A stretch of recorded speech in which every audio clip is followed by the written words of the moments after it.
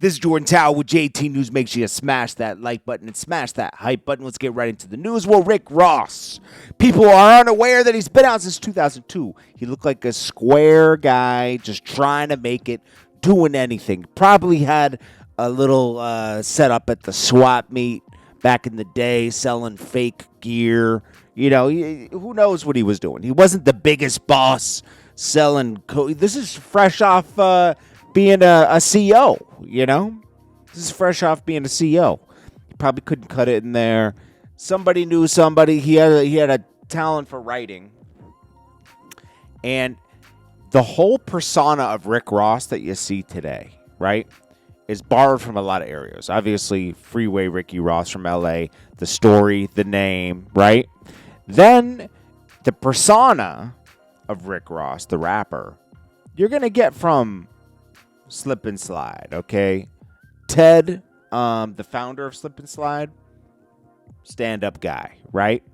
A man of morals and principles, okay? And this is where he's like I always like to look at him as like kind of like the Jay Prince of like Miami, right?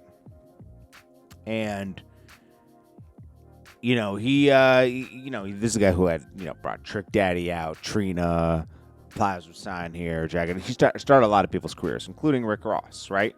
Rick Ross wrote for a lot of people. Then you get E-Class from Po' Boy. He managed Rick Ross back then, and he was under Po' Boy, Slip and Slide Po' Boy. But eventually, Rick Ross snaked him and left abruptly. But E-Class, this is where he gets the higher class type of vision. E-Class always had like the first Maybach in Miami as far as, rap wise goes. This is somebody Calwood was always trying to keep up with in Miami. Po' Boy was always ahead of the game. They had Flow Rider, Rick Ross. He was making a lot of money, hand over fist. Him and his brother. And his brother did a lot of the management of Flow Rider. But they always had the nice mansions. Whenever I, was dealing with E-Class, he always had a new mansion, a new car. Like, he was doing it. And Rick Ross modeled his persona after E-Class, for sure. And Ted. And this is where you get Rick Ross. So, like, don't be so shocked that he's not this big drug deal. It's all made up. Is Rick Ross successful today? Absolutely. Absolutely. You know that. But it's just that his whole life is acting. Rick Ross's whole life is one big act. This is why he's still single. He can't find somebody. Everyone always sees flaws in his character, okay? Because it's not him. It's really, like, E-Class is who he is. Ted is who he is. These guys are who they are, That's their character. Rick Ross, he doesn't even know who he is anymore. To be honest with you, that's like a prison in itself. You could have all the money in the world, but if you don't know who you are and you don't, it's like everything he borrows is from somebody else. His whole character is borrowed. YG says, so Glasses Malone revealed some behind-the-scenes F-ish Aubrey is doing to mess with YG. Now, first of all, when Drakeo the Ruler and him had beef, right? That was very public. It wasn't manufactured. Drake and YG aren't as tight as you think they are. They did 2 songs together. Drake always saluted YG, right? But they're not super tight, okay? So YG took offense when he did a song with Drakeo the Ruler. He has nothing to do with your gang politics, bro. Plus, you started your beef with Drakeo the Ruler. Nobody likes someone that puts their foot on somebody's neck for no reason. You tried to stop Drakeo the Ruler from moving forward. You did. And YG, right now, you're so sloppy. You're not... YG is gang related, but he's not a gang boss. He has money, okay? So he's moving sloppy. And we all knew this would eventually catch up with him. Because when you see all the footage and everything, a lot of YG's guys are in the mix. Okay? These rappers that like to play gangster, they get people killed, man. Meaning, people die as a result of them trying to play gangster. You know, they give orders, they have people do this and that, and people end up dying, man. There's a lot of people in YG's camp that passed away, man. There's a lot of other people in LA that passed away, you know. Wait a minute. It's crazy. But it is what it is, man. Now, Glasses Malone. Glasses Malone, I like Glasses, right? He's from Watts. Me and him have talked on occasion. Back in the day, as of like maybe 5-6 years ago. You know, I have a respect for Glasses Malone, right? Glasses Malone wants to be a podcaster now. A lot of people that are from the street are podcasters. I'm not gonna like criticize everybody. I do think it's weird because people that have such morals and principles and they're gang members to get on the mic and talk about everything is always a little weird. But I don't know. So he's on here to but one thing about Glasses Malone that he's very consistent with, he hates Drake. Okay, he hates him. So he comes up with this thing where, you know, Drake's funding this campaign against YG, and, you know, he's going to get arrested for Drakeo the Ruler's death. YG did enough of that himself, bro. I'm sorry. It's the truth, you know? YG moved very sloppily. I know that Glasses Malone might have a friendship with YG, and he's defending his coast.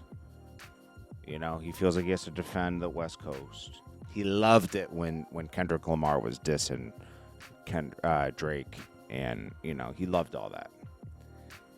Kendrick Lamar is friends with Glasses Malone, so I'd assume that of course he would take Kendrick's side. You know, they're friends. And he gave him a song we didn't have to, you know? So he also revealed that there's more behind the scenes stuff that he's doing that the world doesn't know. Say it ain't so. Now, YG even saying this is trying to blame other people for his own stupidity. YG, stop. This is ridiculous. This is absolutely ridiculous, bro. I don't know. He says, red alert, B team, tap in. Okay. Puts out a red alert. Now, Drake's friend, Top 5, says, YG, you don't want me to come back to LA. You're not a killer. You're not this. Don't get me started. Now, Top 5's kind of a weird guy himself. I don't think a lot of people are scared of him, but he does a lot of wolfing on the internet. I thought it was always weird that he hung out with Kanye and kind of gave him a chain, but he's also down with Drake, and he's done a couple disloyal things to Drake. I can't remember what the things were. He said some things. He said some things on the internet. I think he was in his feelings, maybe, that Drake didn't invite him to the house once or twice. I don't know, you know. I guess he's still friends with Drake. I don't know. Like, right now he feels like this is my opportunity to say something. Defend Drake. I don't know. We'll see how that plays out. Dehaven. This is the guy that Jay-Z, I guess, what did Dehaven actually do? He used to hustle under Dehaven, right? Before he was like a big rapper. And eventually Dehaven got arrested. And Jay-Z did something behind Dehaven's back with a connect or something. I don't know. It was something like that. And then left Dehaven to rot in jail. And then did nothing for him afterwards. Something like that. Okay? I'm trust me. The story is very complicated. Dehaven has books and interviews out if you want to really dive down that hole. We can get into it later. But he's on here crying about Jay-Z ignoring him. I went to his concert and he looked at me and he just got back in the van when all I wanted was conversation. I could have ratted on everybody in jail, but I didn't. Jay-Z said something about Dehaven, too, in a song, 2021. Jay-Z diss Dehaven. I think it was on a Drake record. He said, it's on Certified Lover Boy. He says, let's see. So they fueled by a federal drug case, accusations of cooperation with authorities. Jay-Z targeted Dehaven with subliminal lines from "Was All Good." Just yeah. He's been dissing Dehaven his whole career. I forgot about that. It was all good just a week ago. That was dissing him. That was one of my favorite songs. No Hook, where he rapped, "Made men ain't supposed to make statements." Oh yeah, he's claiming he's a rat. Oh yeah. I remember this now. Dehaven responded, and let's see. Of course, he's never gonna talk to you, bro. He called you a rat in a million songs, and you've been dissing him. You guys are never gonna be friends again. And he said he talked. If you want to hear what Jay-Z says, just listen to that song on Certified Lover Boy. He talks about Dehaven on that record. But I don't know, man. It's like 50 Cent commented and started laughing because it's stupid. It's like a crybaby thing. Like, you got on the internet and cried over Jay-Z not saying hi to you, bro? Bro, you guys are at odds. Why would he say hi to you? It's stupid. Yo, I swear people are losing their minds out here, bro. Yeah, we're going to get back to Cardi B in a minute. This is Jordan Tao with JT News. Make sure you smash that like button, smash that subscribe button. I'll check you guys in the next one. Peace.